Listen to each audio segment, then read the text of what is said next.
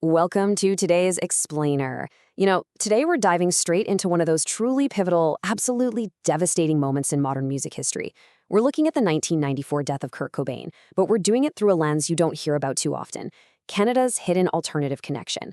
We're going to explore how geography, shared working class struggles, and this unyielding demand for absolute authenticity shaped a raw musical sound that defined an era. And, as you'll see, it's an impact that honestly still dictates the direction of underground music right now. Picture this, all right? It's April 1994. Imagine that low, haunting hum of a distorted guitar, the distant murmur of a packed club, cold rain falling on the pavement. When the news of Cobain's death broke, it felt like the world literally just stopped spinning. The shock was absolute, it was global, and it was immediate. It wasn't just a celebrity passing, It felt like a sudden, violent shift in the cultural tectonic plates. Because Kurt Cobain wasn't just a musician, he was the voice of an entire generation. And suddenly, he was gone. But I want to be super clear right out of the gate here. This isn't just a story about a tragic loss. What we're really unpacking in this explainer is a massive musical movement, a totally revolutionary sound, and a fascinating cross-border connection that fundamentally changed how we write and consume rock music. Section 1. The Rise of Grunge. Now, to truly grasp the impact of his death, we really have to rewind and understand the explosion of the music itself. Back in the late 80s, this completely new sound bled out of Seattle: grunge. It was raw, it was heavily distorted, and above all, it was unapologetically real. It aggressively stripped away the spandex, the hairspray, the whole heavily produced corporate sheen of 80s hair metal. Instead, it handed audiences thrift store flannel, sludgy drop-tuned riffs, and this visceral energy you could literally feel in your bones. It wasn't just a genre, it was a total reset, a rejection of perfection for chaotic, honest emotion. The heavyweights who brought that sound to the masses gave us what the world quickly boxed up and labeled as grunge. You had bands like Pearl Jam and Soundgarden bringing these mammoth, technically complex riffs. But it was Nirvana, with Kurt Cobain at the absolute center of the storm, who managed to inject that heavy, abrasive sound with this undeniable, almost Beatles-esque pop melody. That specific combo, that's what ignited the cultural wildfire. Section 2. The cross-border connection. Because look, grunge absolutely did not exist in a vacuum, and it certainly wasn't isolated to just one city. Just a couple hours north of Seattle sits Vancouver, and it acted as this crucial gateway to a massive Canadian alternative scene. While Seattle had Nirvana and legendary indie labels like Sub Pop, who, by the way, famously struggled to even pay their bands before the grunge explosion hit, Canada was brewing its own fierce DIY culture. Bands like the Smalls and eventually coast-to-coast phenomenons like Halifax's Sloan brought this distinct but parallel flavor. Seattle bands actually loved crossing the border to tour up through Canada.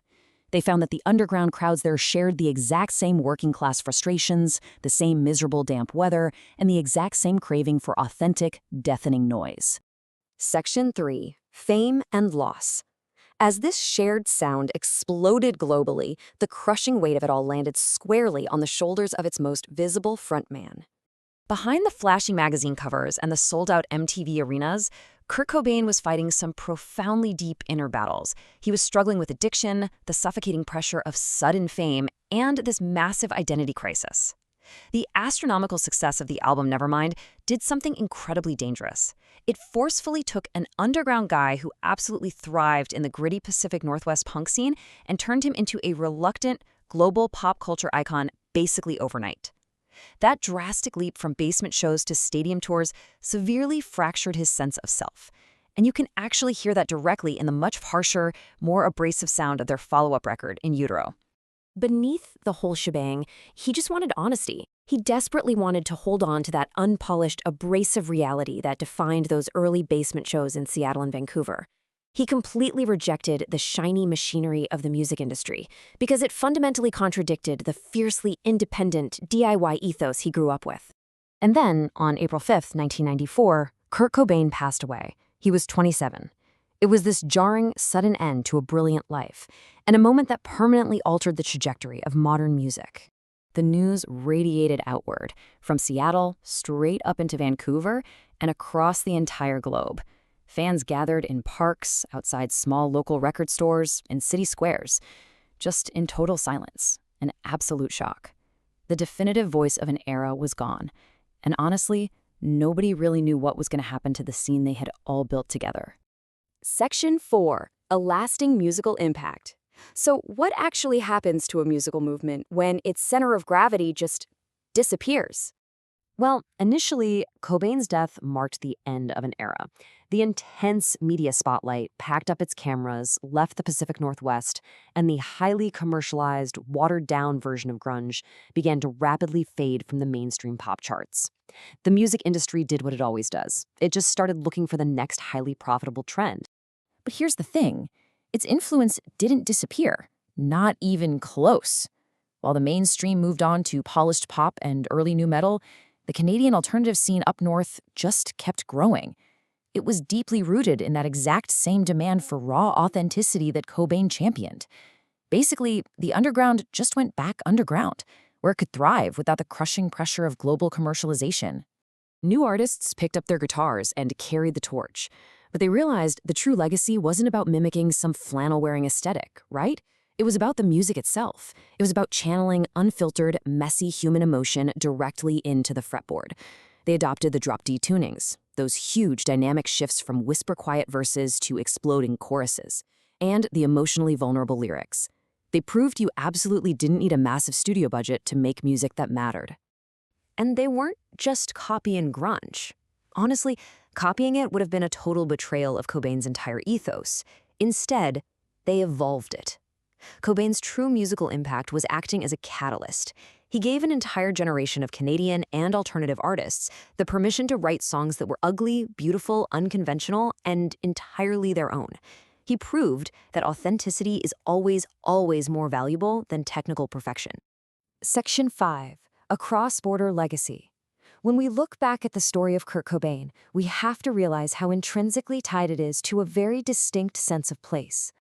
The Pacific Northwest became a region without borders in spirit. Seattle and Vancouver forged a shared musical language, built on damp weather, cheap rent, and mutual struggle, completely ignoring the international boundary line sitting right between them.